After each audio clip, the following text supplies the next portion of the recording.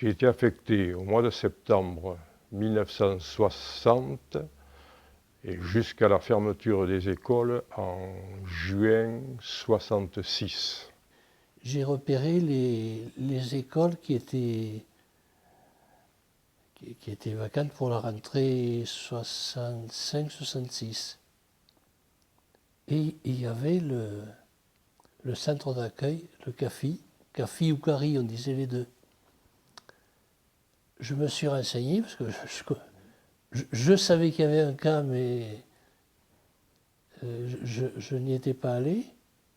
Et on m'a dit que c'était un cas où il y avait une école de filles, une école de garçons, une petite maternelle. Et j'ai été nommé pour la rentrée de, je ne sais plus si c'était septembre ou octobre à l'époque, 1965.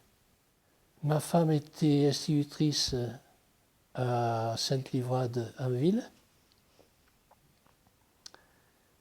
Donc tous les matins, je partais à l'école au CAFI. Moi, quand je suis arrivé, j'ai été accueilli et il se trouve que l'année suivante, je me suis marié et on m'a proposé un logement dans le camp que j'ai accepté. Nous étions 1, 2, 3, 4, 5, 6 enseignants ou 6 couples d'enseignants à vivre dans le camp et on était ravis. Là, ça se passait très très bien. Alors, un exemple de l'accueil, il nous arrivait, quand on rentrait de classe, de trouver sur l'escalier, devant la porte, une gamelle enveloppée dans un tissu blanc, un torchon blanc, et dedans, on avait des nems, on avait la soupe. Bon, c'était une façon plus que gentille de nous accueillir. J'ai été à l'école dans le camp, jusqu'à mes 15 ans. Parce que quand nous sommes arrivés en France, on était trop âgés pour pouvoir aller loin dans les études. Tout ce qu'on pouvait nous promettre, c'est d'avoir le certificat d'études. Je ne sais ni lire ni écrire. Je commence à apprendre l'alphabet presque à 8 ans à la rentrée de 56. C'est tout. Bon, après, l'école, au début, il y avait l'école des filles et des garçons. On est séparés. Puis après, on ne me rappelle plus quelle année. Après, ça a devenu mixte.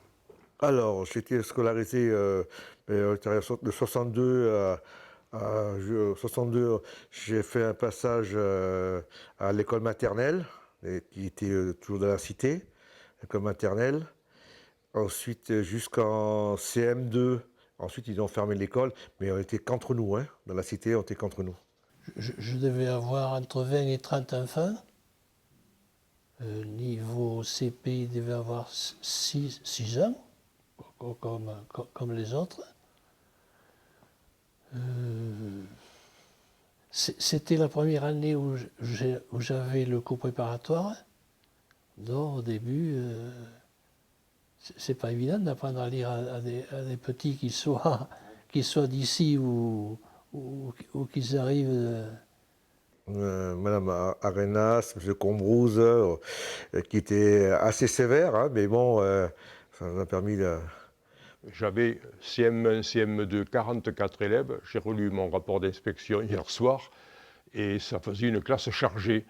Bon, il y avait de très très bons élèves qui sont partis au lycée, qui ont réussi. Il y a un parti qui est docteur à Périgueux, du côté de Périgueux. D'autres qui sont allés à droite à gauche. Le français, bien écoutez, c'est par mon père et puis à l'école. À l'école, on était vraiment doués quand même. Hein, dans le CAFI, on était des bons élèves, on parlait français. À l'école, on nous interdisait de parler vietnamien à l'intérieur de l'école, mais quand on sortait, on parlait français ou vietnamien. Ça venait. Je me souviens qu'on leur disait qu'il fallait parler français en classe. Dans la cour, je pense qu'ils ne parlaient pas toujours français, ce qui est naturel. Mais en classe, oui. C'était vraiment interdit. Quand on nous entendait parler vietnamien, on nous grondait. Hein. Non, non. Mais on le parlait quand même. Hein. Quand ils étaient en colère, quand on leur faisait faire quelque chose qui ne leur plaisait pas, là, évidemment, ils s'exprimaient dans leur langue, on ne comprenait rien, on attendait que ça passe, et puis... Bon, on leur avait dit, vous parlez votre langue à la maison avec vos parents, si vos parents ne parlent pas bien le français, mais à l'école, on parle le français. Bon, ils le parlaient correctement. Bon, ils étaient bilingues, et le bilinguisme, ça n'a jamais empêché les enfants d'évoluer. Au contraire, quand on en pratique deux langues, c'est une source d'enrichissement, peut-être. Alors, qu'est-ce que je leur apprenais à l'histoire? J'ai de la chance parce que je pense qu'au cours préparatoire, on ne fait pas beaucoup d'histoire. On évoque un tout petit peu de géographie, mais très peu. Je ne me rappelle pas qui est dans la classe ces fameuses cartes comme on avait au cours moyen. Les colonies françaises en rouge, ça c'est l'Afrique, ce qu'on appelait l'Indochine, et puis quelques trucs en Amérique. Mais de toute façon, il y avait la scolarité obligatoire, ils montaient au collège. Moi, j'ai retrouvé quelques élèves en classe de transition. On les orientait vers les classes pratiques jusqu'à la 3e. Et ensuite, ils rentraient dans la vie active. L'apprentissage, c'était pas de notre ressort à nous. Ça se faisait au niveau de l'orientation à la fin de la 3e. Alors, les garçons, vous allez être dans les métiers du bâtiment. Alors, tous les garçons ont été dans les centres d'apprentissage, là. Alors, pour être maçon, peintre, tout ce que tu veux, les métiers du bâtiment. Et les filles, c'est la couture, la cuisine, tu vois, voilà, c'est ça. On ne nous demande rien du tout. Toi, tu vas aller dans tel centre d'apprentissage et vous allez dans telle chose. Et on est tous sortis, même si tu n'as pas envie de faire ça, mais bon, on t'envoie et il faut que tu y ailles. Hein. Bah. Et quand j'ai quitté l'école primaire, j'ai parti dans une école d'apprentissage technique quoi, pour apprendre un métier. Puis après de là, la vie continue et puis c'est comment dire, après je suis parti travailler à gauche à droite dans la région. Mais... Et après, la génération après, c'est la génération de Manu. Eh bien, ils ont quand même, on s'est dit, ah non, non, plus comme ça, hein, parce que tu veux, si tu n'as pas envie d'être peintre ou si tu n'as pas envie d'être maçon, il faut donner la possibilité de faire autre chose. Ce n'est pas parce que tu as que ton certificat d'études que tu ne peux pas faire autre chose. Voilà. Alors donc, du coup, eh ben, pour la génération de Manu, c'était mieux. C'était mieux. Moi, j'ai habité dans le camp. J'étais logé dans un bâtiment qui était semblable à ceux de mes élèves. Je n'ai pas été malheureux. Bon, j'ai l'impression qu'ils n'étaient pas malheureux non plus.